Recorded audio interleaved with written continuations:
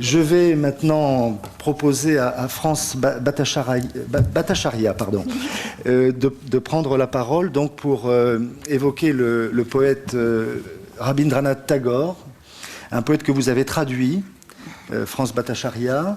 Vous êtes professeur émérite des universités, vous êtes spécialiste de langue et de littérature et de civilisation bengali à l'INALCO. Vous avez donc traduit de Tagore un certain nombre de nouvelles, et en particulier 4 chapitres, et Charulata qui est sous presse, qui est à paraître donc, de même que 4 chapitres étaient parus chez Zulma. Cet ouvrage est à paraître chez le même éditeur. Je rappelle simplement que vous êtes également la veuve du poète Lokanath Bhattacharya et que vous avez vécu de nombreuses années en Inde. Merci. Merci beaucoup. Je vais parler un peu différemment parce que Monseigneur parlait, dans la mesure où le personnage que je vais évoquer n'a jamais fait la différence, si vous voulez, entre sa littérature et sa vie. Et donc, je suis obligée de vous donner le parcours biographique de Tagore en même temps que le développement de ses idées et donc du message qu'il a fait passer par ses œuvres également. Que le voile du jeu tombe et que la pure lumière de la conscience filtre à travers la brume, dévoilant la face éternelle de la vérité. Le poète bengali écrivit ces lignes quelques mois avant sa mort à Calcutta, le 7 août 1941, à l'âge de 80 ans. À l'époque de sa disparition, l'Europe est en guerre, la Seconde Guerre mondiale, et le Royaume-Uni n'a pas desserré les liens qui retiennent l'Inde prisonnière d'un gouvernement colonial. Les campagnes de non-coopération lancées par le Mahatma Gandhi n'ont pas suffi à donner à l'Inde sa liberté. La France a été vaincue et le Japon, dont le poète avait tant apprécié la culture raffinée, s'était transformé en un prédateur lancé à la conquête de l'Asie. En Inde, des nationalistes souhaitent s'allier aux ennemis de l'Angleterre, à l'Allemagne et au Japon pour arracher par la force l'indépendance tant attendue.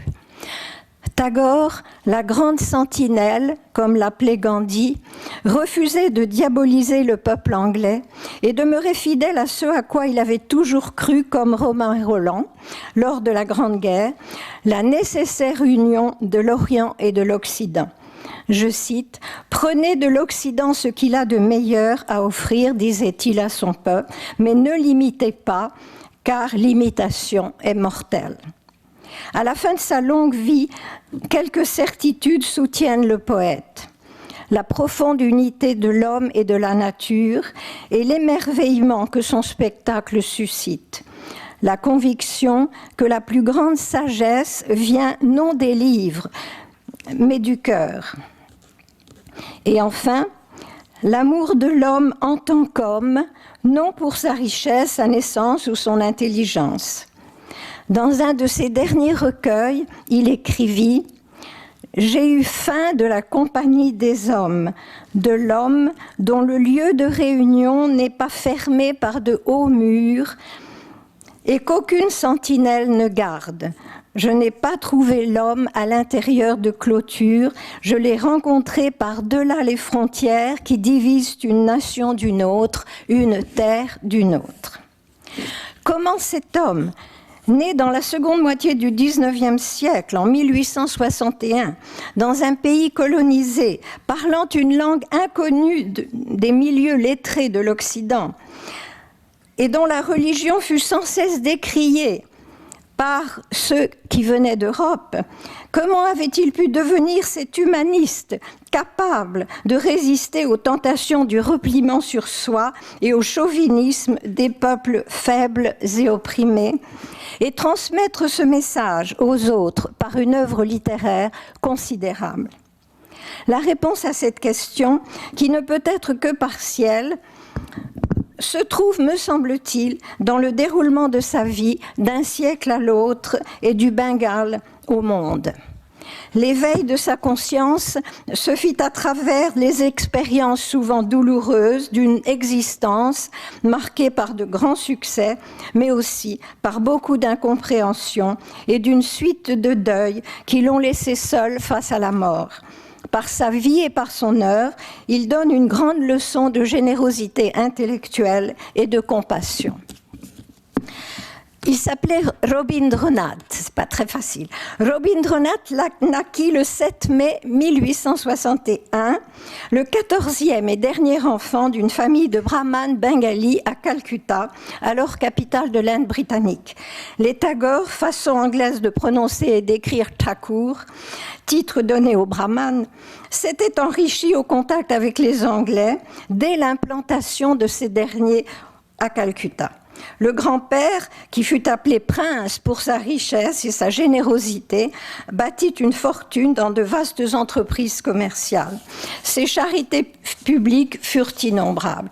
Ami du réformateur religieux Ram Mohan Roy, celui qui retrouva ce qu'il appela le monothéisme originel et l'absence du culte des images de la religion védique, cet homme, Dwarkanath, bien qu'il soutient le mouvement et y participa, ne conserva pas moins les formes extérieures de l'hindouisme de son temps et se contenta de vivre personnellement sans observer aucun interdit. Il se rendit en Europe à 2 reprises en franchissant ce qu'on appelle les eaux noires, que seul parmi les célébrités de l'époque, Ram Mohan Roy avait traversé plus tôt.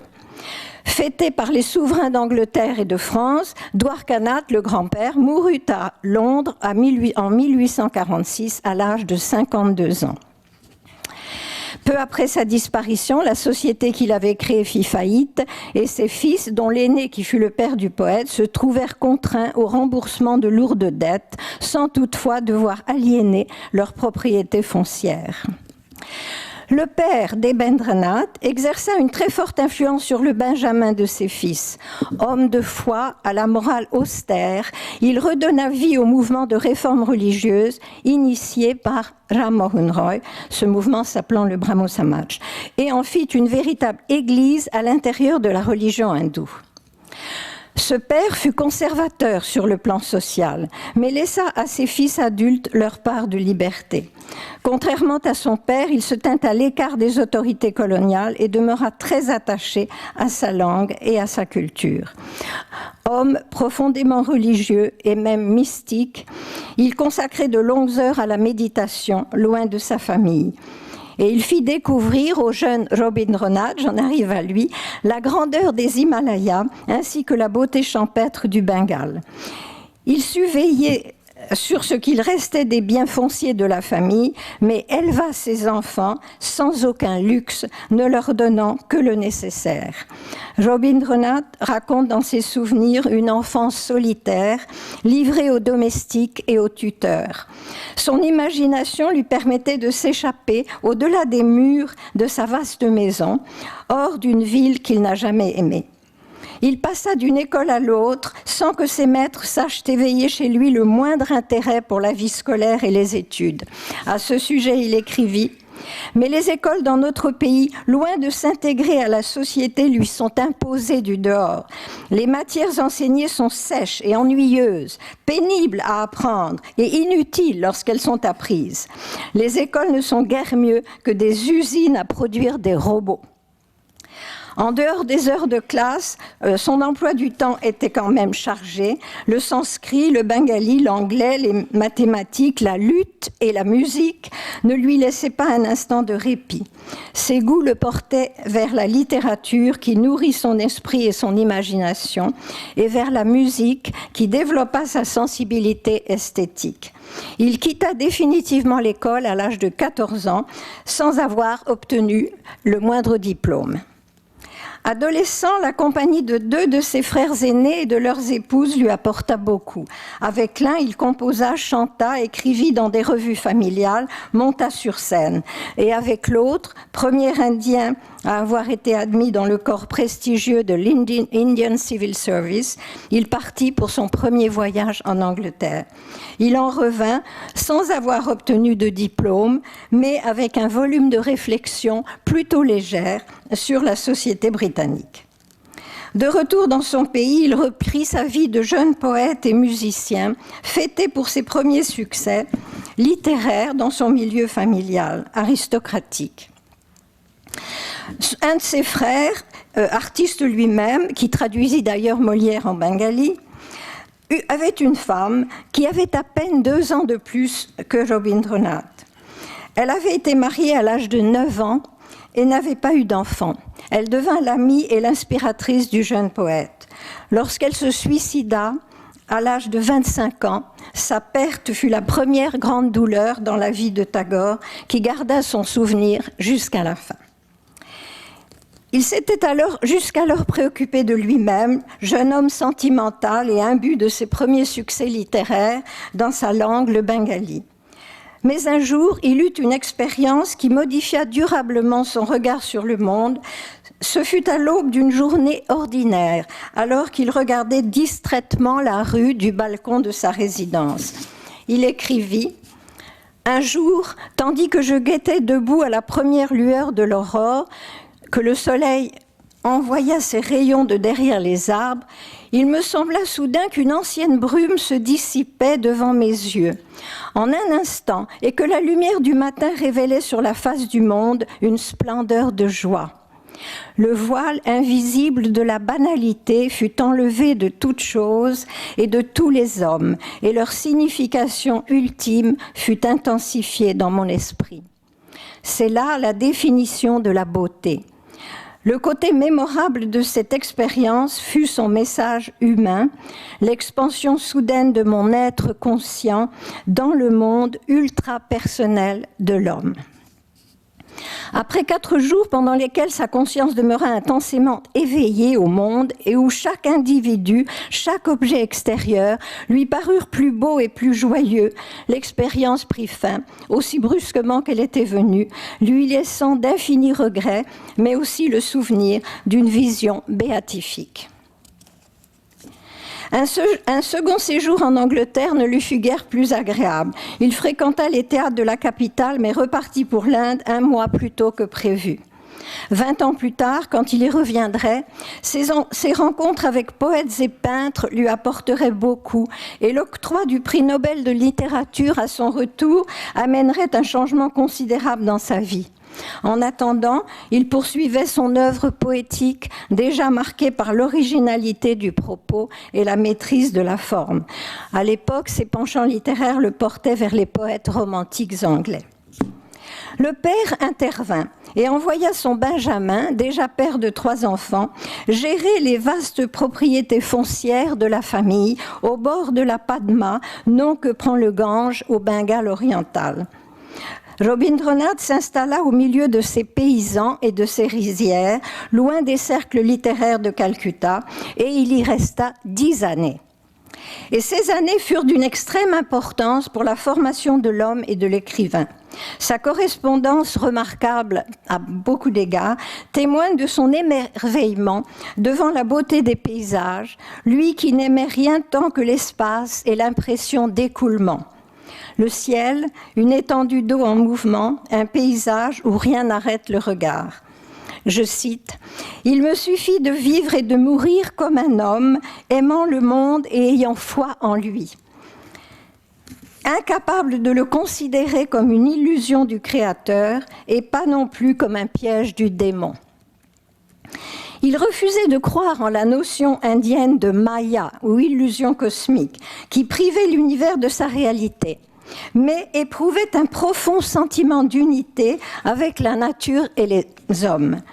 Il écrivit plus tard dans un ouvrage d'essai, « Car le péché n'est pas un acte isolé, mais une attitude qui nous fait croire que le but de notre vie est limité, que notre moi est la vérité ultime et que nous ne sommes pas fondamentalement un, mais que chacun de nous existe pour sa propre existence individuelle. » Dans un de ses plus beaux recueils de vers, il écrivit « Hélas, ma triste terre natale vêtue de haillons, chargée du poids d'une sagesse décrépite, vous vous glorifiez de votre subtilité à avoir percé à jour la supercherie de la création. » j'ai perdu ma page. Assis oisif dans votre coin, tout ce que vous faites est déguiser la lame de vos spéculations métaphysiques et d'écarter comme étant irréel ce ciel infini constellé d'étoiles et cette grande vaste terre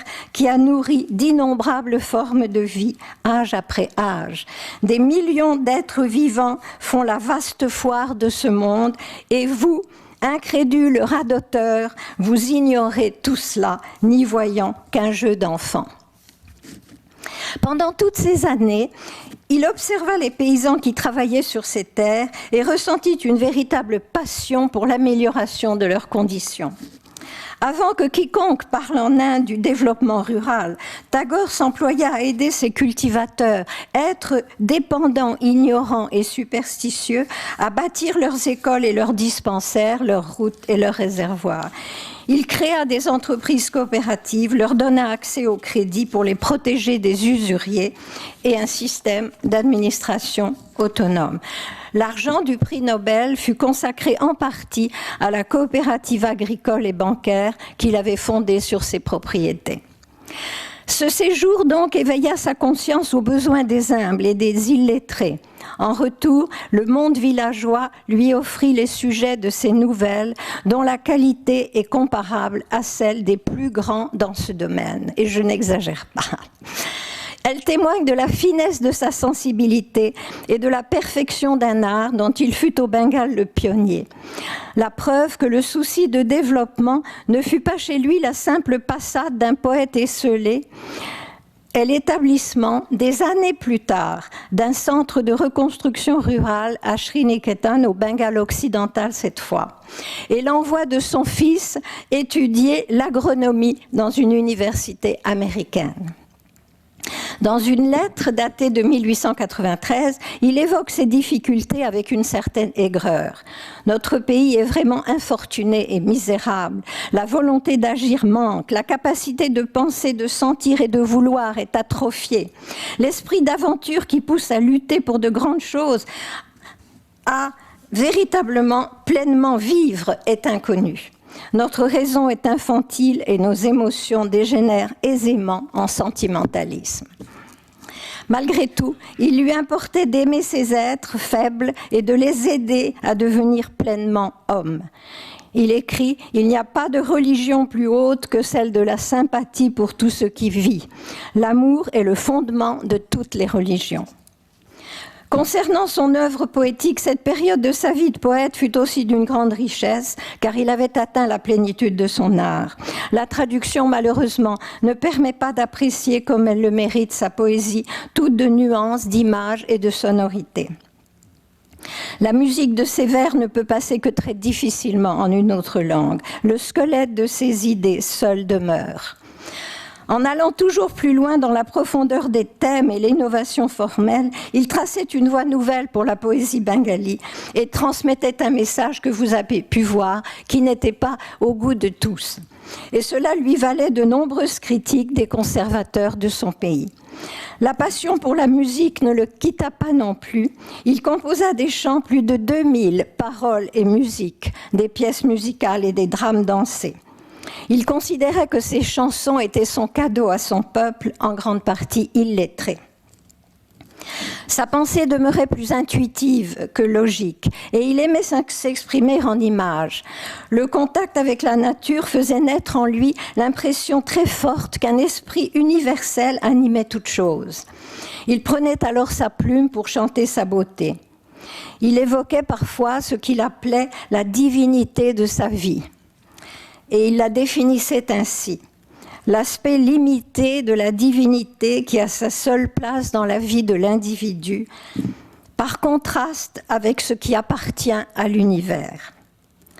Pendant cette période, lorsqu'il s'adonnait à sa muse, il se reprochait vite son insouciance et recentrait son énergie sur les besoins de ses paysans. L'héritage spirituel de son pays lui inspira finalement confiance en son devenir.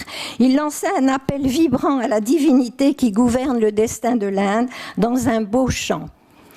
Là où l'esprit est sans crainte et la tête haut portée, là où la connaissance est libre, là où le monde n'a pas été morcelé entre d'étroites parois mitoyennes, là où les mots émanent des profondeurs de la sincérité, là où l'effort infatigué tend les bras vers la perfection, là où le clair courant de la raison ne s'est pas mortellement égaré dans l'aride et morne désert de la coutume, là où l'esprit guidé par toi s'avance dans l'élargissement continu de la pensée et de l'action, dans ce paradis de liberté, mon Père, permet que ma patrie s'éveille. Ce poète a été traduit de l'anglais par Gide et il est inséré dans l'offrande lyrique que nous possédons en français.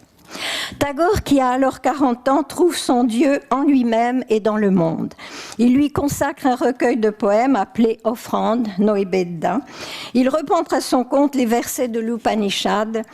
Je cite, « Ceux qui adorent le monde seulement sont dans les ténèbres, mais dans de plus grandes ténèbres sont ceux qui adorent le seul infini.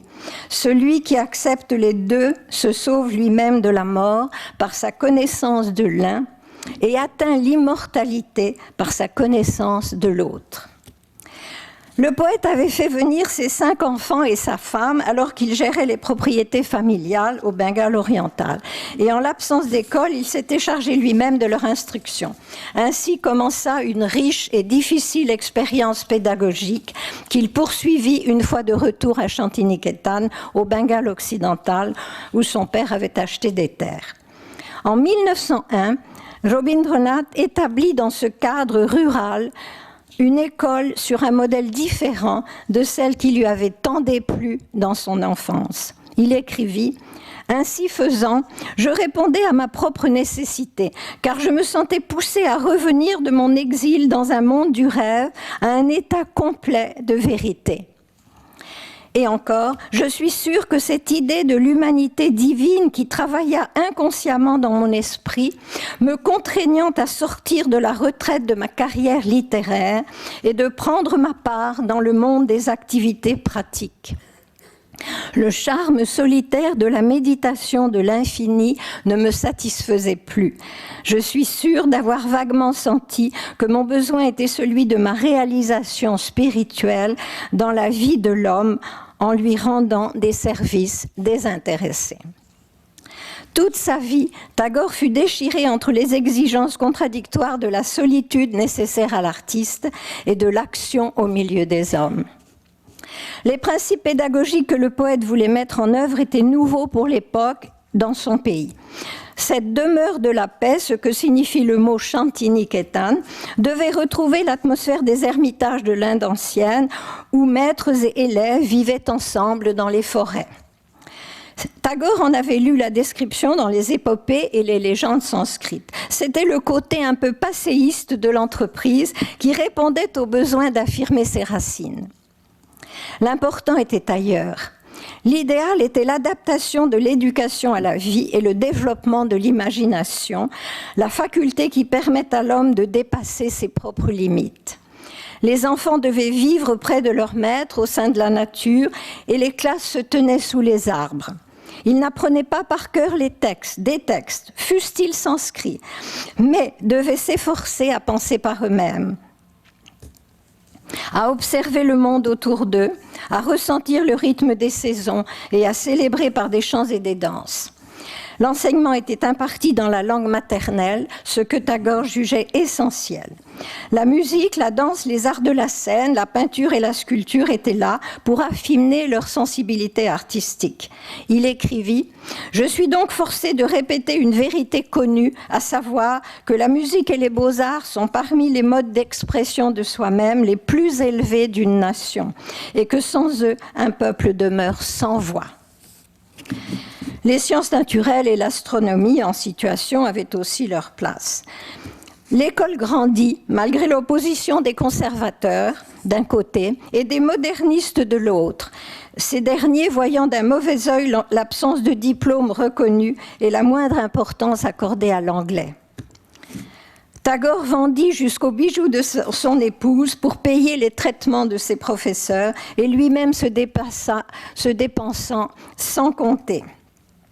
Il enseigna, rédigea des manuels, supervisa l'administration et consacra le plus clair de son temps à ces tâches, loin des cercles littéraires, éloigné de plus de 150 kilomètres à Calcutta. Ce fut la grande mission de sa vie et un fardeau qui l'alourdit encore lorsque 20 ans plus tard, en 1921, il fonda, dans le prolongement de son école, une université qui existe encore aujourd'hui et est gérée par le gouvernement central de l'Inde. Le poète lui donna le nom de Vishwa Bharati, ce qui veut dire plus ou moins l'Inde ouverte sur le monde. En effet, l'enseignement devait y être indien, mais pas nationaliste, universel, mais non une simple copie de l'Occident. Il lui donna comme devise « Là où le monde entier se rencontre en un même nid ». Très tôt, mais je n'ai pas le temps de vous donner des exemples, très tôt Tagore institua le premier département en Inde d'études chinoises et tibétaines, par exemple. Et il sut convaincre le savant français Sylvain Lévy d'y venir quelques mois enseigner. Il ouvrit aussi une école normale pour former les instituteurs, une école des beaux-arts et une faculté de musique. Pour ses élèves, il composa des pièces musicales et inventa des fêtes. Par exemple, certaines fêtes célébraient les changements de saison, d'autres encourageaient la plantation d'arbres et une autre encore était en l'honneur du premier labour. Il ouvrit les portes de son école et de son université aux filles comme aux garçons. La jeune Indira Gandhi, après Premier ministre de l'Inde, y passa quelques mois. Et à la suite du français, des lettrés chinois et des savants allemands, tchèques et italiens y vinrent enseigner à l'invitation du poète.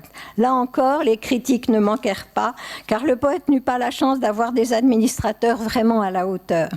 Et qu'il ne lui était pas possible, une fois l'institution mise sur les rails, d'y consacrer tout son temps en délaissant son œuvre, par laquelle il avait un véritable message, comme je crois avoir déjà montré, à faire passer. Malgré cela, Tagore accorda toujours beaucoup d'importance à l'éducation et écrivit longuement sur ce sujet. Le début du siècle lui apporta de grandes épreuves auxquelles il fit face sans rien laisser paraître de sa douleur. En l'espace de 5 ans, il perdit son épouse, sa seconde fille, puis son père et enfin son plus jeune fils qui mourut du choléra à 11 ans. En 1905, la situation politique se dégrada avec la décision du vice-roi Lord Curzon de diviser le Bengale. Cette première partition fut véritablement considérée sentie, je dirais, par les Bengalis comme une vivisection. Alors, les protestations se multiplièrent. Tagore prit la tête des manifestants et composa des chants patriotiques qui galvanisèrent l'opinion.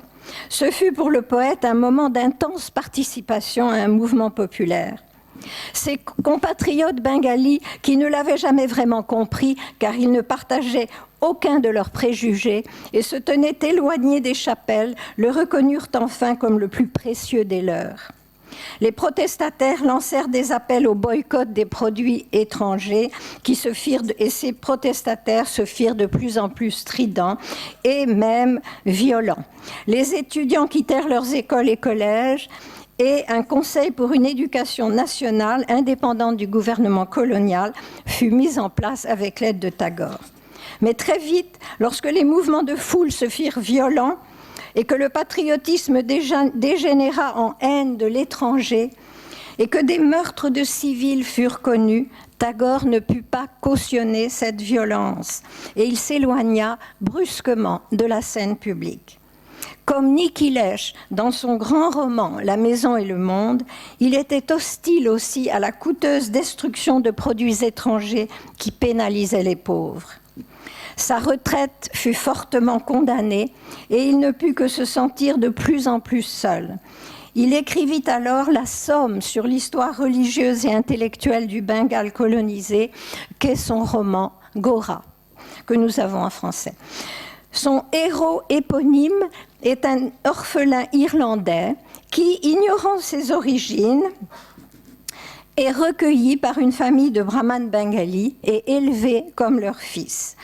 Gora, fier de sa brahmanité supposée, en accepte toutes les contraintes, en suit toutes les règles, en défend toutes les injustices, au risque de perdre jusqu'à celle qu'il aime. Quand il apprend son origine, il réalise son erreur et s'exclame, je cite, « Aujourd'hui, je suis réellement indien. Il n'y a plus de trace en moi d'opposition entre hindous, musulmans et chrétiens. Il n'y a plus de trace en moi de cette opposition. Aujourd'hui, chaque caste en Inde est ma caste, la nourriture de tous est ma nourriture. » Tagore aimait avec passion son pays asservi et meurtri, mais il le voulait ouvert aux autres, généreux des trésors de sa culture. Il s'exprima une fois encore à ce sujet dans un poème. Je cite, « Éveille-toi, mon esprit, éveille-toi sur cette terre sainte de pèlerinage, sur la rive de cette vaste mer d'humanité qu'est l'Inde. Nul ne sait d'où, quand et en réponse à quel appel se sont déversés des flots humains à l'infini avec une folle précipitation jusqu'à se perdre dans l'océan. Ariens et non-ariens, dravidiens et chinois, scythes, huns, pathans et moghols, tous fondus, mêlés et perdus en un seul corps. À présent, la porte s'est ouverte sur l'Occident, tenant à la main des cadeaux. Ils font signe et ils arrivent, prêts à donner et à prendre, à rencontrer et rassembler. Personne ne se verra refuser l'accès du rivage de cet vaste océan d'humanité, l'Inde. J'ai encore un peu de temps. Pendant ces années, de 1909 à 1910, il composa un grand nombre de chants et de poèmes qui furent publiés en bengali sous le titre Gitanjali. Sur ses terres au Bengale oriental, puis sur le bateau qui l'emmenait en Angleterre, il s'amusa à en traduire en anglais un tiers environ, qui trouvèrent ensuite place dans le recueil anglais du même nom et en français dans le titre qu'a donné André Gide, l'offrande lyrique. Tagore avait 50 ans quand il prit la décision de se rendre en Europe. Comme lors du voyage précédent, il ne fut guère séduit par le spectacle de la foule pressée de Londres. Il n'avait là qu'une seule connaissance, le peintre William Rosentine, venu à Calcutta une fois rendre visite à sa famille. Ce fut cet homme qui, ayant lu les traductions faites par Tagore du bengali en anglais du Gitanjali, les aima au point de les montrer au poète William Butcher Yeats. Celui-ci fut enthousiasmé, suggéra quelques corrections et les fit publier à Londres, d'abord par l'India Society, puis par Macmillan. Et Yeats écrivit lui-même l'introduction. Le poète américain Ezra Pound en fit un important compte-rendu dans lequel il assurait, je cite, « Tout un peuple, toute une civilisation qui nous est immensément étrangère semble avoir été saisie dans cette imagination. Et cependant, nous ne sommes pas émus à cause de son étrangeté, mais parce que nous y avons rencontré notre propre image. » Le Times Literary Supplement compara ses poèmes, je cite, au psaume d'un David de notre temps. La veine de ces poèmes était mystique et elle fut comprise comme telle.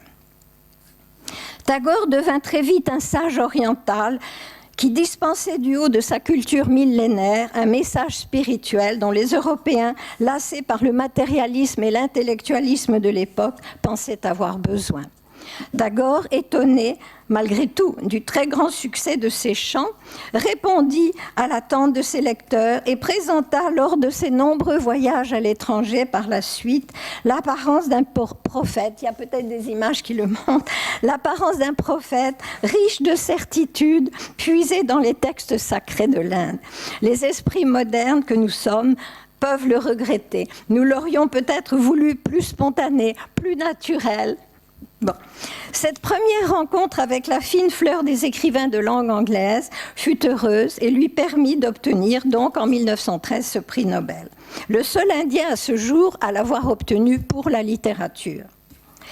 Et ainsi, Tagore reçut sur la base d'un mince recueil de poèmes, d'une pureté et d'une simplicité magnifiques, un prix qu'il eût dû recevoir pour l'ensemble de son œuvre.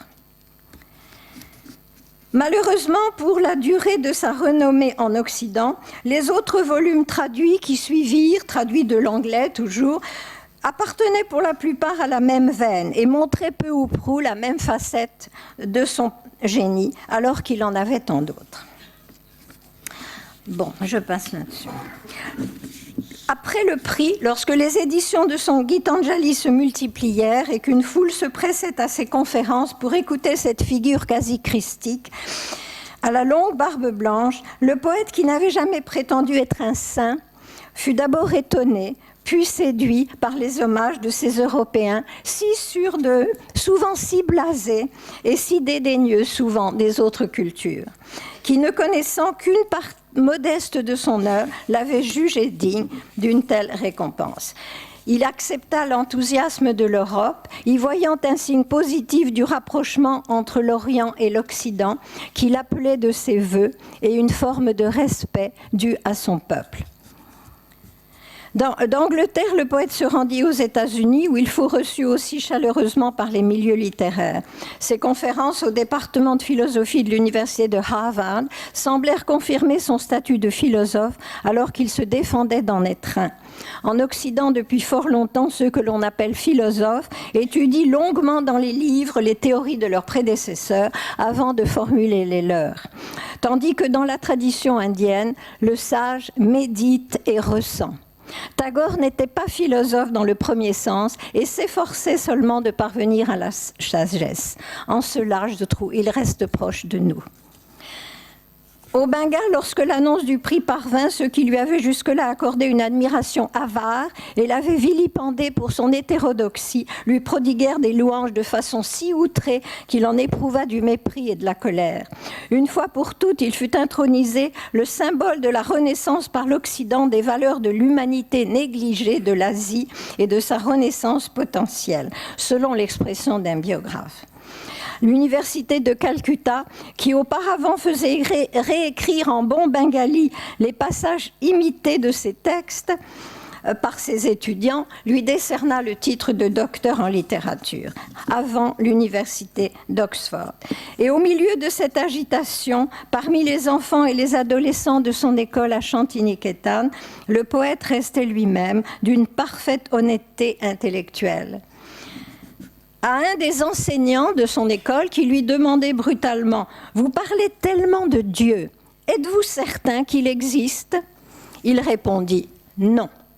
Tout ce que je puis dire sincèrement est que parfois j'ai ressenti sa présence plus profondément et plus intimement quand je suis habité par un nouveau chant que dans toute autre disposition d'esprit. » Il dit encore, il est évident que ma religion est celle d'un poète, et encore, j'ai déjà avoué que ma religion est une religion de poète. Tout ce que je ressens à ce sujet vient de ma vision et non de mon savoir. Il écrivit aussi, en un mot, l'esprit de la religion mène à la liberté, la forme à l'esclavage. C'était son détachement à l'égard des églises et des cultes, et même à l'égard du Brahmo Samaj de sa famille, que beaucoup au Bengale lui reprochaient. Avec l'âge, il perdit son conservatisme social, hérité sans doute un peu de son père, et s'inquiéta du sort que la société indienne faisait aux femmes. Il protesta contre les mariages précoces et le déni d'instruction. Depuis longtemps déjà, il avait présenté avec une grande sensibilité dans des nouvelles des personnages féminins très attachants, comme la petite servante du postier dans la nouvelle qui s'intitule, moi je ne sais plus comment ça s'intitule en français, mais que Satyajit Ray a filmé dans le film Les trois jeunes filles, Teen Konna. Il donna aussi la parole à des femmes, par exemple dans son roman « La maison et le monde », qui par ailleurs condamnait le jeu pervers mené par des politiciens peu scrupuleux sous couvert de patriotisme. Hermann Hesse, qui lut son roman, en fit un compte-rendu élogieux en parlant de sa pureté et de sa grandeur.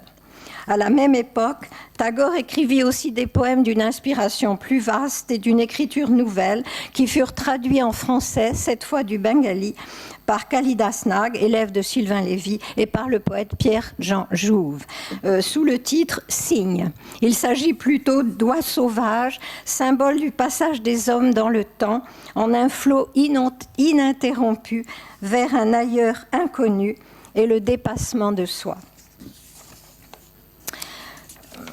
il avait rencontré Gandhi pour la première fois et avait accueilli à Shantiniketan les jeunes gens qui avaient quitté l'ashram de Gandhi en Afrique du Sud pour revenir en Inde.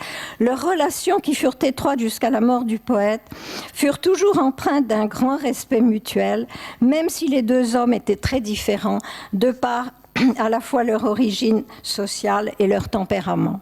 Tagore, en dépit du rôle qu'il avait par moments joué dans la vie politique de son pays, était d'abord et avant tout un artiste ouvert aux autres cultures. Gandhi, homme de foi et de conviction, s'était donné la tâche de rassembler les masses indiennes autour d'un seul objectif, l'indépendance. À plusieurs reprises, leurs points de vue s'opposèrent. Tagore, par exemple, ne parvenait pas à croire que le rouet était le moyen le plus efficace pour obtenir le Swaraj, c'est-à-dire le droit pour l'Inde de se gouverner elle-même. Il voyait dans l'obligation de filer, faite à tout le monde par Gandhi, une sorte de fétichisme auquel il refusa de se soumettre. Dans un essai intitulé « Le culte du rouet », il écrivit « Est-ce une politique vraiment susceptible de rassurer les adultes que de leur dire qu'ils obtiendront leur Swaraj, c'est-à-dire qu'ils se débarrasseront de toute leur pauvreté, malgré leurs coutumes sociales qui sont un obstacle perpétuel, et leurs habitudes mentales qui produisent l'inertie de l'intellect et de la volonté, en faisant simplement tournoyer leurs mains? Non. Si nous devons nous délivrer de cette pauvreté qui est visible de l'extérieur, cela ne peut se faire qu'en éveillant nos forces intérieures de sagesse, de solidarité et de confiance mutuelle qui permettent de coopérer. Tagore n'apprécia pas non plus les raisons qui poussèrent le Mahatma à entreprendre un second jeûne à mort en 1933. Gandhi voulait toucher le cœur des hindous et leur faire abandonner la pratique de l'intouchabilité en sacrifiant jusqu'à sa vie. Le poète ne voyait pas ce que l'Inde gagnerait si le Mahatma disparaissait et au contraire trouvait plus utile qu'il vive et continue sa lutte jour après jour, ce qu'ils considéraient tous deux comme un terrible mal social. Et une fois encore, lorsque le Mahatma déclara que le tremblement de terre qui frappait le Bihar était un juste châtiment envoyé par Dieu pour punir les Indiens de l'observance de l'intouchabilité, Tagore n'hésita pas à protester publiquement. Le poète s'indignait de cette idée si peu scientifique qui revenait à attribuer à la divinité une faute contre la justice en frappant de pauvres villageois avec femmes et enfants pour des péchés dont d'autres ailleurs étaient sans doute plus coupables qu'eux. Plus généralement, il regrettait le rejet gandhien de la science moderne et des valeurs de l'Europe, lui qui resta fidèle toute sa vie à un idéal de rapprochement et d'universalisme. Je cite « Je me refuse à penser que les esprits jumeaux de l'Orient et de l'Occident, Marie et Marthe, ne puissent jamais se rencontrer pour rendre complète la réalisation de la vérité. Et malgré notre pauvreté matérielle en Orient et l'antagonisme du temps, j'attends patiemment cette réunion. » Je ne vais pas parler des malentendus et des incompréhensions qui se manifestèrent après quelque temps avec ses amis européens et même avec Romain Rolland, qui voulait faire de Tagore un écrivain, comme on appelle, engagé, progressiste et qui n'aurait qu'une pensée en tête, d'assurer le triomphe des idées de ce genre. Tagore était avant tout un poète et il n'était pas très au fait de la politique européenne. Et aussi, lorsqu'il fut invité par Mussolini à visiter l'Italie, Mussolini qui lui avait déjà envoyé des savants et lui avait fait un cadeau important de livres, il ne sut pas refuser. Et bien sûr, il fut utilisé par la propagande fasciste à l'époque. Et Romain Rolland, qu'il avait rencontré et avec qui il a entretenu une très longue correspondance, le lui reprocha avec sévérité. Il le jugea irresponsable et prêt à tout pour être reçu et fêté par les grands de ce monde, ce qui était véritablement une injustice. Et de la même façon, quand en 1930, Tagore exposa à Paris ses peintures, sa nouvelle expression artistique, découverte à l'âge de 60 ans, Rolland n'apprécia pas non plus ce qu'il considéra comme une simple distraction, le violon d'Ingres d'un homme vieillissant, et il se plaignit aussi des mondains qui, à cette occasion, entourèrent le poète. Cependant, Tagore s'exprima vigoureusement et sans ambiguïté contre le fascisme et le nazisme dans un article intitulé « Changement des temps ». Mais ce dont l'Inde souffrait au premier chef, c'était bien de l'impérialisme britannique. Tagore y était d'autant plus sensible que seul, contre tous, il avait longtemps cru au libéralisme de la mère des parlements. Et il écrivit « Il est de plus en plus évident que le flambeau de la civilisation européenne n'était pas destiné à éclairer les régions situées au-delà des limites de l'Europe, mais à y allumer des incendies. » À l'université d'Oxford, Tagore prononça les conférences qui furent ensuite publiées sous le titre « La religion de l'homme », alors qu'il avait plus de 70 ans. Il choisit d'écrire des poèmes en prose, 4 recueils parurent et 3 romans. 2 de ces fictions analysent en profondeur les relations du couple du point de vue de la femme avec une grande empathie. La sensibilité du poète était presque féminine. Son dernier roman, 4 chapitres, renouvelle sa condamnation de la violence terroriste, quels qu'en soient les objectifs, et exprime sur un ton lyrique la passion amoureuse. À cette époque, le souci de réformer le monde était moins grand chez Tagore, et le poète s'effaçait derrière et le prophète s'effaçait derrière le poète. Il écrivait « Le prédicateur est un marchand professionnel en quelques idées. Ses clients viennent à toute heure du jour pour le questionner et les réponses qu'il prend l'habitude de produire perdent toute leur qualité vivante et sa foi dans ses idées court le risque d'être étouffée sous la mort des mots. Je crois qu'une telle tragédie est plus fréquente que l'on ne pense, car les poètes doivent être vrais à leur meilleur moment et non aux besoins d'autrui. » On voit combien il n'hésitait pas à se remettre en question. À la fin de sa vie, il n'arrêta pas plus d'écrire et il composa des poèmes extrêmement courts comme celui que j'ai lu en début de cet exposé. Il mourut le 7 août 1941 à Calcutta, où il avait été transporté contre son gré de Shantiniketan. Quelques mois auparavant, il avait lancé son dernier message adressé à l'humanité, une nouvelle fois en guerre, crise de la civilisation. Quelle a été l'influence de Tagore au Bengale et plus généralement en Inde? Et qu'a-t-il à nous dire à nous aujourd'hui? Du point de vue de la langue bengali et de sa littérature, son influence fut immense. Il donna aux écrivains du Bengale un moyen d'expression moderne que nulle autre région linguistique en Inde ne possédait encore. Et il fit de la campagne du Bengale un territoire magique, beau dans sa douceur comme dans ses colères. Ses chansons sont aujourd'hui encore omniprésentes sur les ondes, dans les marchés, jusqu'au métro de Calcutta. Il y en a une pour toutes les occasions, toutes les heures du jour, tous les sentiments. Quant aux Indiens cultivés des autres régions de l'Inde, ils vinrent à Shantiniketan étudier les beaux-arts et la musique et se pénétrer de l'atmosphère de liberté sans licence qui y régnait autour du poète. Jawaharlal Nehru, bien que disciple fidèle de Gandhi et peu amateur de littérature, fut à bien des égards intellectuellement plus proche de Tagore. L'Inde qu'il voulut construire en tant que Premier ministre, démocratique, laïque et ouverte sur la science et la pensée occidentale, devait plus à Tagore qu'au Mahatma. La grande tolérance du poète face aux autres religions, aux autres cultures et aux autres modes de vie reste un exemple aujourd'hui plus que jamais. Il ne fut pas parfait, ce n'était malgré tout qu'un homme, mais son humanisme, son souci actif du bien d'autrui, sa générosité intellectuelle furent immenses.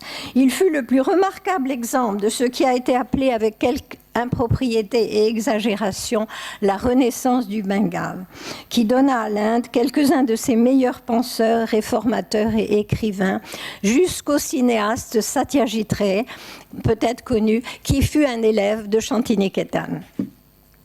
Dans le monde, la renommée de Tagore fut très grande. La liste des Européens célèbres qui le rencontrèrent et furent impressionnés par sa personnalité après avoir été touchés par ses poèmes est très longue.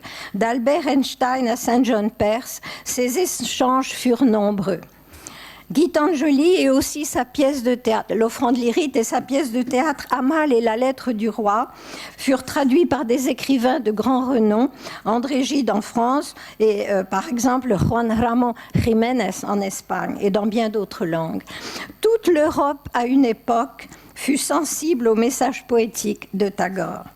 Et lors des célébrations du centenaire de sa naissance en 1961, des témoignages furent réunis d'un bout à l'autre de la planète. Des traductions faites à présent de l'original bengali sont publiées encore aujourd'hui. Il est constamment réédité. Mais il y a un ouvrage qu'il faudrait rééditer qui s'intitule « La religion de l'homme ». C'est un très important ouvrage de Tagore. Sur bien des causes qui méritent plus que jamais aujourd'hui d'être défendues, la tolérance, le respect de la nature, la foi en la raison qui libère des préjugés et des superstitions, Tagore a des choses importantes à nous dire. Relisons Tagore, cette conscience particulièrement éveillée qui appelle au dépassement du moi individuel, je cite, pour offrir l'hospitalité à l'esprit mondial de l'homme. Merci.